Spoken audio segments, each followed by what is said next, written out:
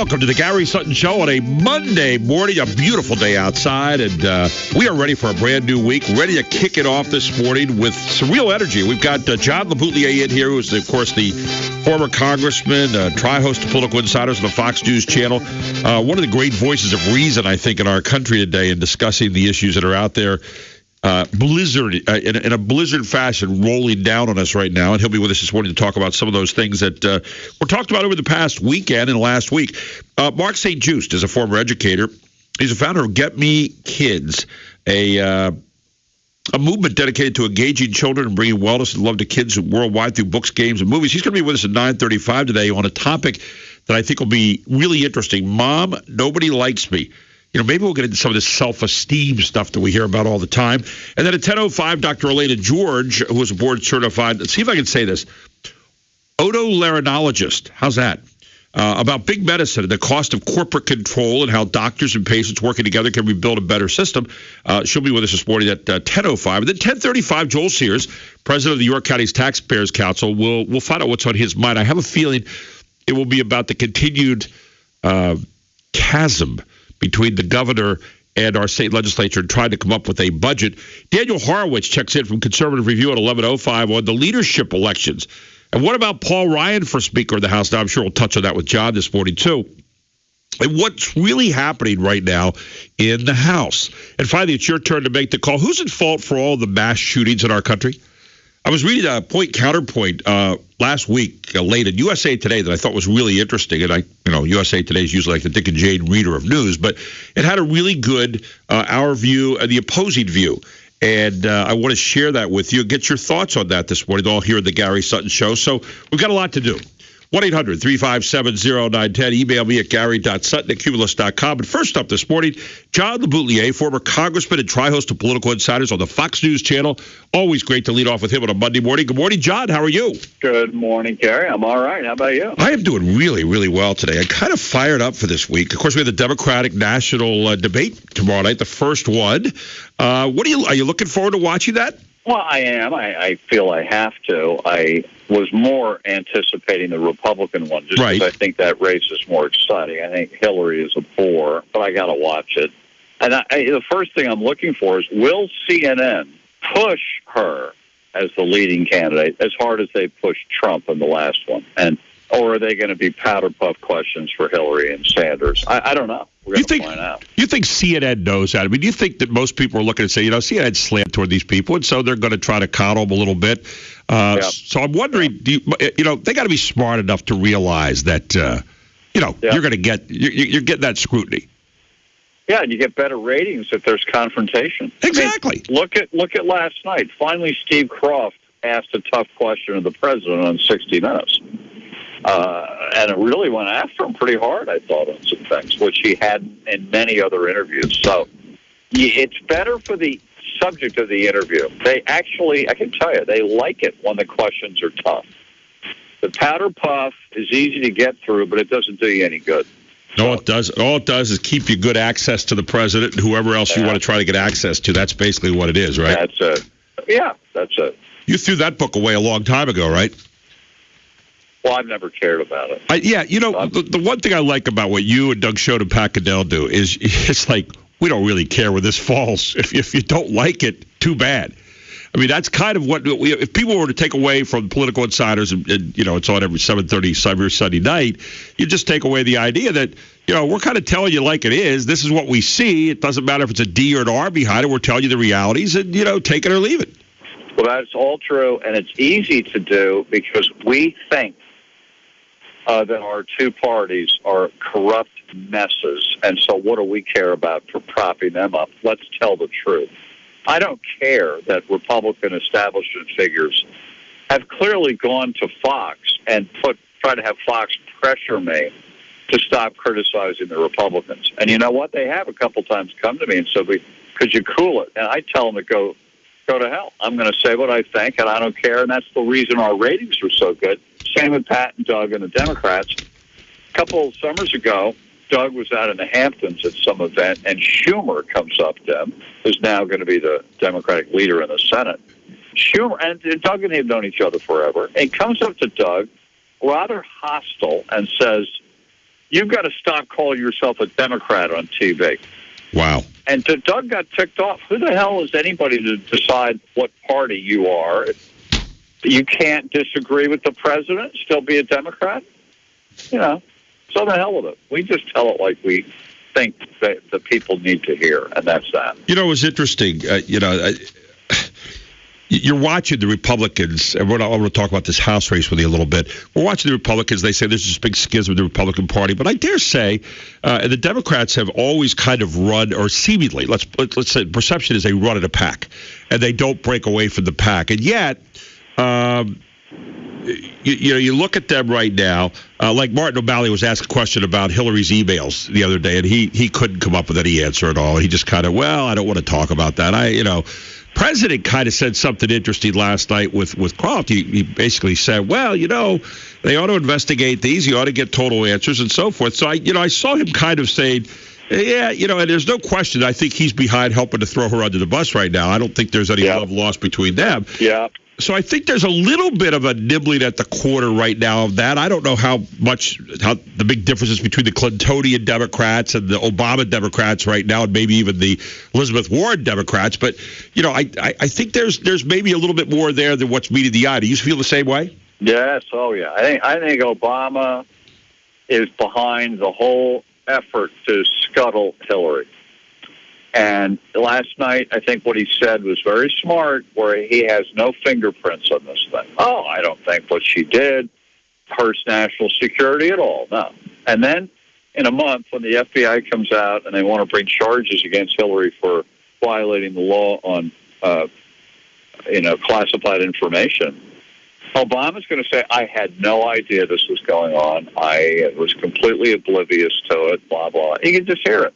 I first found out about it on the news along with everybody else. I was talking to Ed Klein last week, and your name actually came up because you're quoted as talking about his book.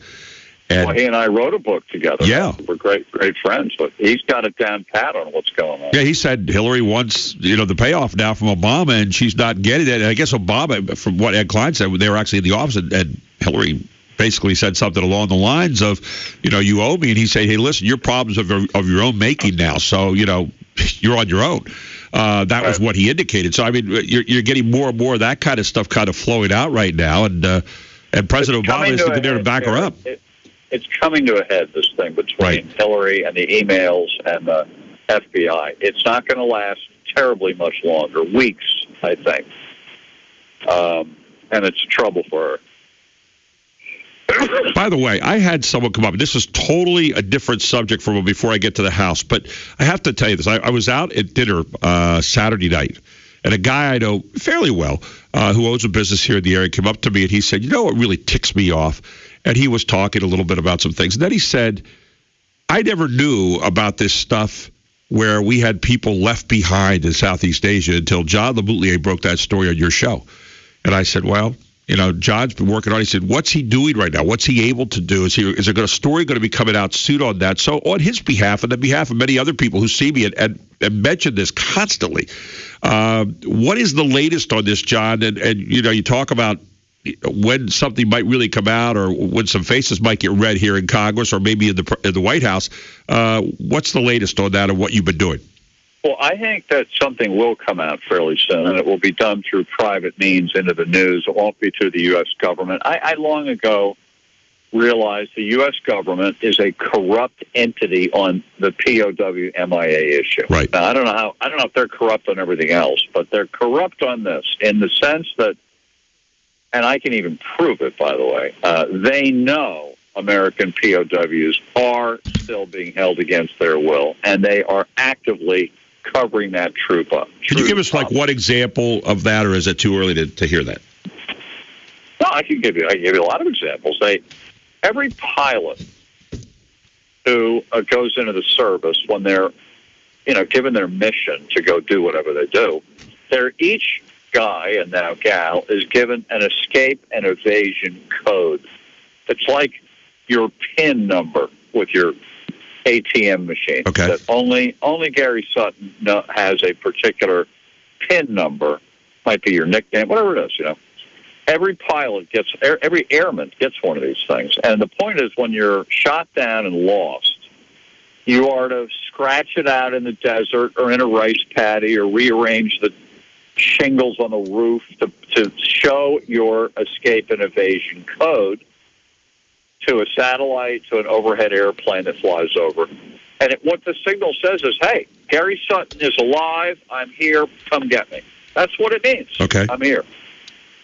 We have the U.S. government over the years, including recently, has photographed escape and evasion codes that correlate to pilots missing in the Vietnam War. They found him in Laos. They found him in Vietnam. That means that guy's alive. Only he knows his escape and evasion code. You can't find it anywhere. It's unique to him. And he's writing it down in the ground to say, GD, I'm here. GD is swearing for God, you know what. I'm here. Come get me. And the U.S. government never comes and gets them. And when Congress found out about the escape and evasion codes, they stalled it. They didn't want to admit to it. This thing is so dirty, it's amazing. Are there people of note here that are going to come out of this ultimately with egg on their face, John? Oh, God, yeah. Oh, all of them. Yeah. That's why the cover-up has happened. Presidents, big shots, and the first worst one is the first George Bush, who was head of the CIA when the Vietnam War came to an end. He's the guy that puts into effect the cover-up of the fact that we've left 600 men behind. We can't get them back. We're not going to pay the money. We're just going to let it go. He's in charge of the cover-up. And all through his career from then, 76, up to his years as vice president and president, this guy was awful on the POW issue. Awful. And we don't have time on this particular show, but if you want to do a half hour someday, we'll do it. This is why Ross Perot ran in 92 against George Bush, was to screw over Bush because of the way Bush had screwed over the POW thing. Only that issue is what motivated Perot. He had a personal thing from 1985 with Bush, when Bush was vice president, about the POWs. I want to come back. What do you got going tomorrow at 9:35, John? You want me at 9:35? You got it. Let's talk about that specifically tomorrow. I think it's something we want to follow up on while it's hot. Let's do it at 9:35 tomorrow. I'm going to come right back with you, though, and ask you about the House debate for the Speaker of the House right now. More on that with John LeBouttlier, who, again, is working on this prisoners left in Southeast Asia. He's been working on it for a while, one of the lone voices out there. And we're going to talk to him tomorrow on a very special interview at 9:35 to 10 about exactly that. Welcome back to the Gary Sutton Show on WSBA.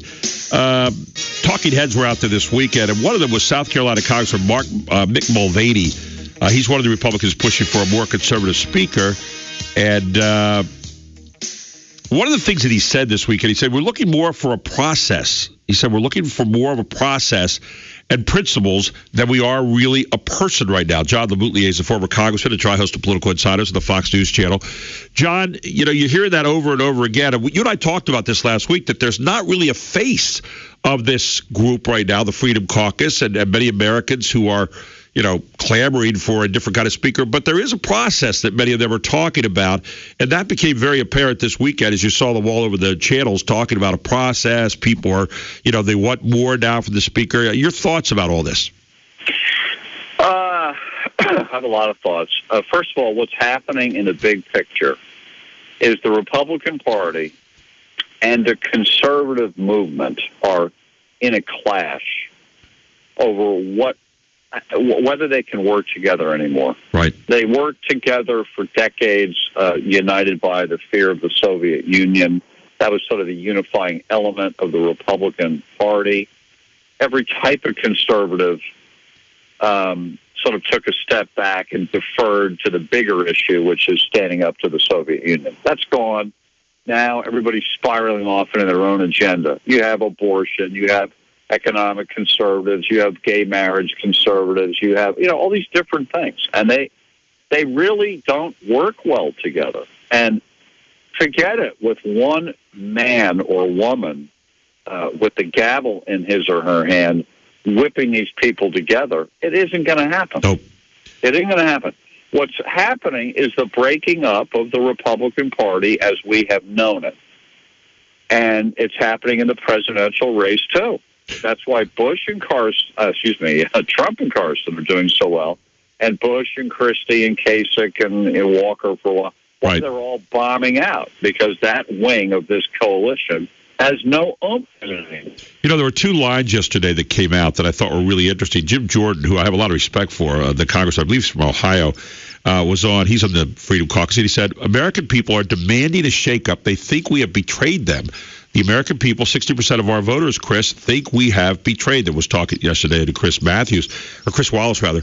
And then you heard Ron Fournier say yesterday, well, Paul Ryan ought to just let the Republican Party destroy itself. Don't be the speaker. Just let him destroy himself. Two different looks at this whole thing. Any truth to either end?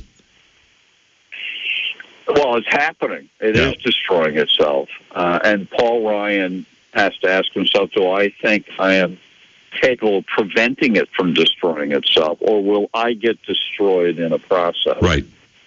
And he's a little overrated anyway. I think this idea that we're going to have some savior come in here, it isn't going to happen.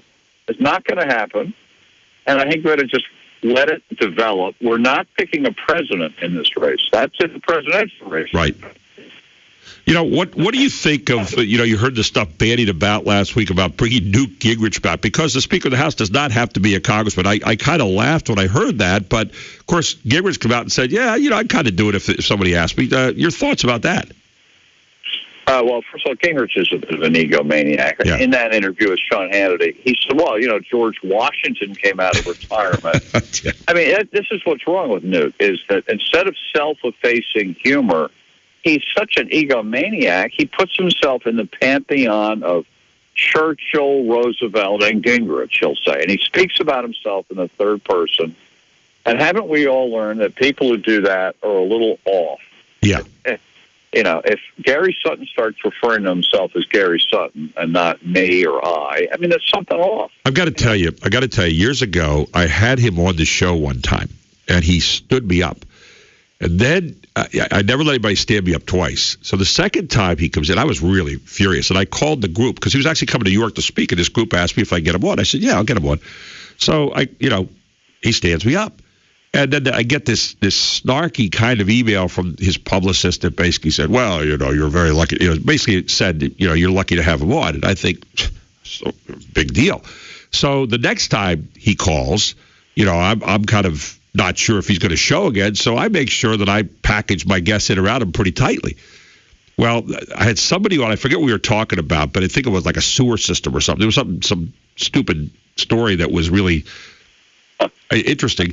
And so he came on, and I made sure I extended my producer gets in my ear. He said, hey, we got Newt Gingrich on the line. I said, big deal.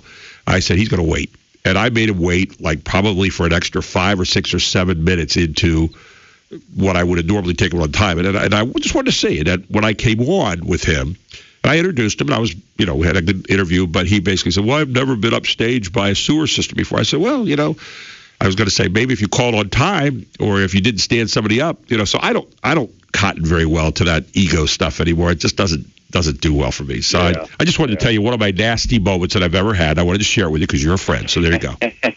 Well, I don't think that it's realistic, seriously, that they would pick someone who's not in the House. And if you keep in the thought, too, that the Speaker of the House is the third in line to be president. So president, vice president, Speaker of the House. You put an unelected person in as Speaker for 6 months, say, temporarily, and something were to happen and the president and vice president, we would have an unelected person as president of the United States. Yeah. Could you say Cincinnatus, right?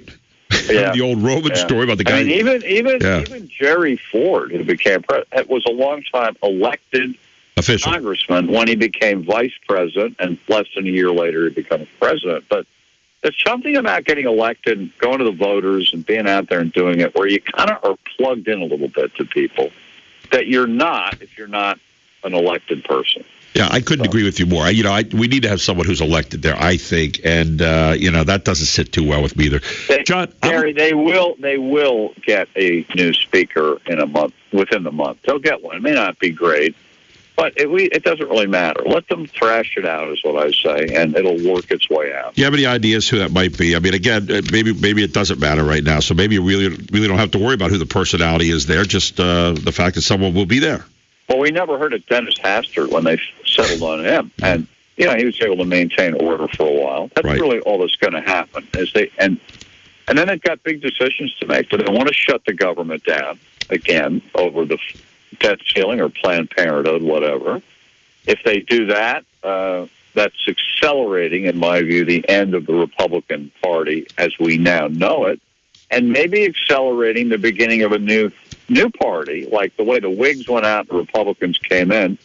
We may be getting the Republicans out and, the American Conservative Independent Party, some name like that, may come in, where a lot of people would be supportive of that if it doesn't have the word Republican on it. Yeah. Because, unfortunately, that word now connotes negativity to a majority of Americans. Well, and I think, people always are worried, oh, my God, what will happen? But we've been so ingrained in this two-party system for a long time. We may still stay at a two-party system, but that party may represent new things. Yeah. That's right. John, I'm looking forward to talking with you again tomorrow specifically about what the work you've been doing in Southeast Asia and more 24 stories. 24 hours from now. We're going to do it. 24 hours from now, I'll be ready to go. I will be giving you a call 24 hours from now, my friend. Thank you for taking the time. Really appreciate it, John. Talk to you tomorrow. Okay, thanks. You too. Bye-bye. Bye. John LeBouttlier, and tomorrow will be a blockbuster interview, I'll guarantee you, about what he's been doing over in Southeast Asia, the soldiers who are left behind there. I mean, an incredible story. And John's going to follow up tomorrow with that. I normally don't do people 2 days in a row, but this is an important story. And believe me, I've had a lot of people asking me about this. And, why aren't our Congress people working on this? Why aren't other people out there doing something about it? Well, John will tell you tomorrow here on the Gary Sutton Show.